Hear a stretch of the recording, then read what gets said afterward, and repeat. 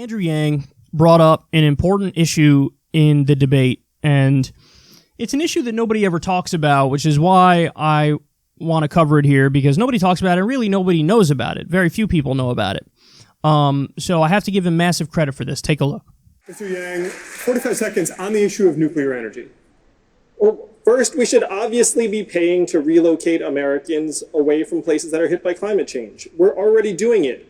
We relocated a town in Louisiana that became uninhabitable because the sea levels rose. And we know that town is not alone. That's playing out in coastal areas around the country. The question is, do you leave that town on its own to fend for itself, or do you come together as a country and say, we need to protect our people from climate change? Part of my plan is literally called Move People to Higher Ground, because that's what we need to do. And that's literal and figurative. Here in California, it's forest fires and forest management. On nuclear power, I agree with the research. We need to have everything on the table in a crisis situation, which this is. Other countries have had success with nuclear power, and the next generation thorium reactors have a wealth of potential. Thorium is not radioactive the way uranium is. It doesn't last as long, and you can't make a weapon out of it. If we're going to innovate our way out of this, as Elizabeth is saying, then we have to have nuclear on the table. Thank you, Mr. Yang. Now, I really love that answer because, first of all, I've been a critic of nuclear energy, as everybody knows. I find it a little ridiculous when people try to act like, it's like you shouldn't be a critic. I mean, the criticisms are right in front of you, whether it's what happened with Fukushima or Chernobyl, or I always forget whether it's called 5 Mile Island or 3 Mile Island. But, another nuclear catastrophe there. So, yeah, I'm critical of nuclear energy. But I'm not critical of thorium. And I guess thorium is technically nuclear energy as well. It's basically, and what I've read about it in the past, I believe it was an old article from Business Insider, if I remember correctly. I'm going back in the memory bank to like 2013 now. But is that it's nuclear technology, but it's basically meltdown proof. So if we can really explore this technology and develop this new technology and get thorium reactors for energy, then, man, that's a big deal. That's a really, really big deal. So, and I'm just amazed that one of the candidates knows about it and one of the candidates is talking about it. Because, again, not many people know about this. This is not something that I've seen, so many articles on, or it's a big topic of conversation, but it's very promising in that it shows some potential for the future to get us off of, the way we currently do things, which is absolutely necessary. Now, as far as the relocation to higher ground type stuff, man, isn't it crazy that that's the part of the conversation that we're now having seriously? Is we have to relocate people to higher ground because of climate change, because obviously there's no stopping what's going to happen here. Oh, is that dark? That is bleak. That is really, really wild. And I had no idea. He was talking about a Louisiana town that was already relocated. I didn't know that story, but I'm floored. I'm amazed by that. Oh, goodness gracious.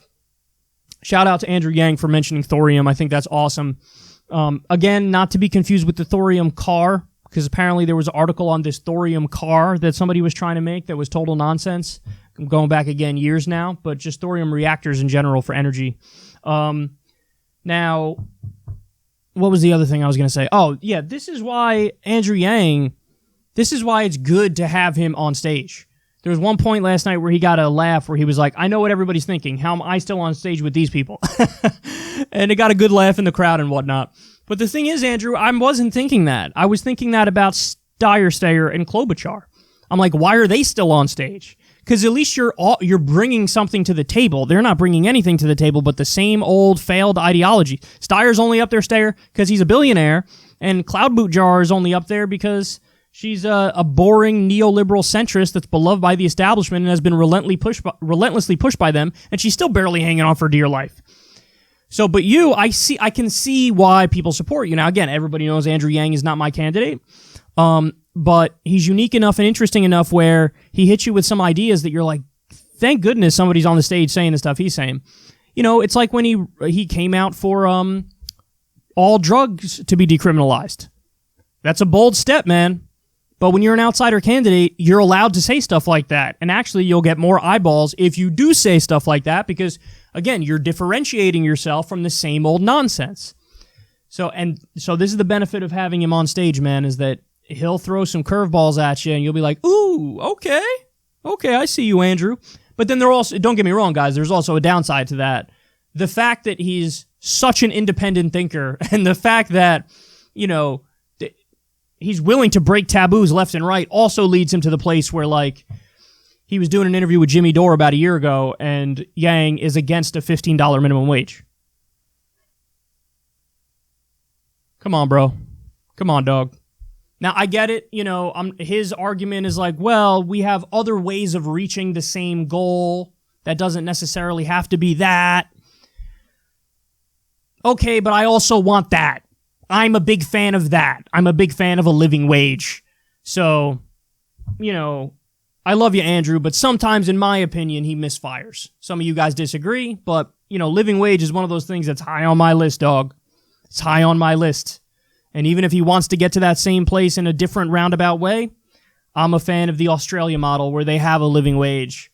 And I think we should have a living wage here as well. Some places in Scandinavia do it where they have, like, basically everybody's in a union, so everybody gets paid a decent wage, but I'm one of those people who says, why not both?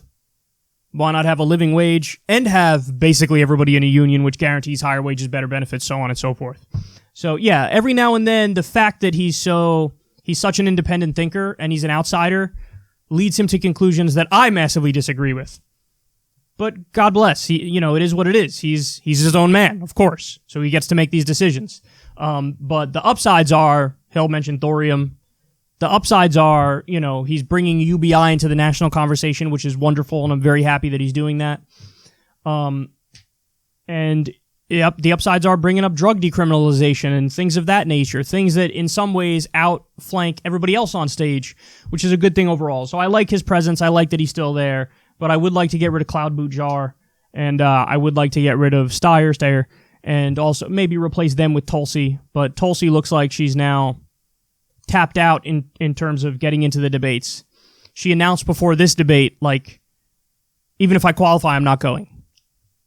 Well, then, don't really know what you're doing from here on out, then, to tell you the truth. Don't really know what you're doing.